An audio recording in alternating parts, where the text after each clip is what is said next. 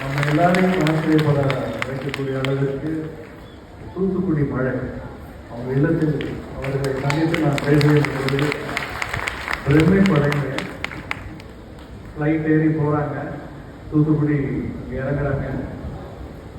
அப்படியே அந்த மழையில் போயிட்டு அந்த மக்களை போய் சந்திக்கிறாங்க.